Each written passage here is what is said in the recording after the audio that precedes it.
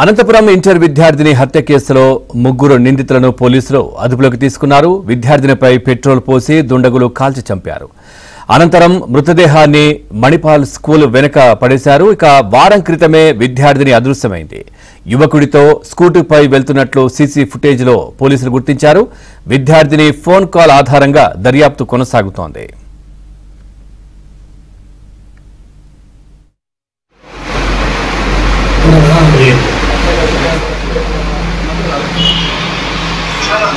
Mind approach.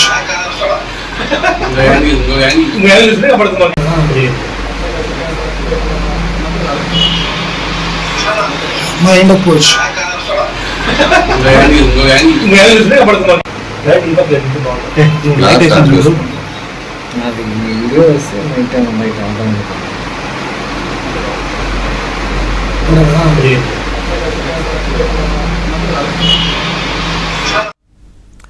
చూస్తున్నాం. Anantapuram inter విద్యార్థిని హత్య కేసులో ముగ్గురు నిందితులను పోలీసులు అదుపులోకి తీసుకున్నారు. విద్యార్థినిపై పెట్రోల్ పోసి దుండగులు కాల్చి చంపారు. అనంతరం మృతదేహాన్ని మణిపాల్ స్కూల్ వెనుక పడేశారు. ఓవరాల్ గా ఈ అంశానికి సంబంధించి మరింత సమాచారాన్ని మా కరెస్పాండెంట్ సుంకన్న అందిస్తారు. సుంకన్న, పూర్తి డీటెయిల్స్ ఏంటి?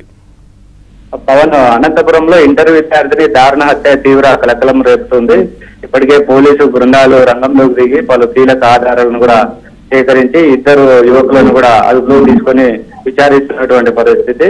ఈ రామకృష్ణ కాలనీకి చెందిన తన్మయ్య అనే ఇంటర్ సెకండ్ ఇయర్ చదువుతున్నటువంటి విద్యార్థిని ఈ నెల 3వ తేదీన ఇంటి నుంచి బయటకు వెళ్లిపోయింది. ఇప్పటికీ కూడా తిరిగి రాకపోవడంతో పేరెంట్స్ కూడా కంగారు పడి ఆ బంధువులు తెలిసిన వాళ్ళ దగ్గర కూడా అడిగినప్పటికీ కూడా ఆచూకీ లభ్యం కాకపోవడంతో 4వ తేదీన కూడా స్థానిక పోలీస్ స్టేషన్ లో ఫిర్యాదు చేశారు. పోలీసులు మిస్సింగ్ కేసు నమోదు చేసుకొని దర్యాప్తు కొనసాగినటువంటి నేపథ్యంలో ఎటకేలకు ఈ నెల 7న పూడేరు మండలం గొట్కూరు సమీపంలో అనంతపురం బళ్ళారి ప్రధాన రహదారి పక్కన గుర్తు తెలియని శవం ఉందని పశువుల కాపర్లు సమాచారం ఇచ్చారు. దీంతో పోలీసులు అక్కడికి చేరుకొని పరిశీలించి మృతదేహాన్ని కూడా స్వాధీనం చేసుకున్నారు. తన్మయ్య తల్లిదండ్రులు అక్కడికి చేరుకొని మృతదేహం తమ కుమార్తెనని గుర్తించారు. కాగా యాసిడ్ వంటి ప్రమాదకర ద్రావణాన్ని ఆమెపై పోసినట్లు కూడా ఏదైతే పోలీసులు అనుమానిస్తున్నారు.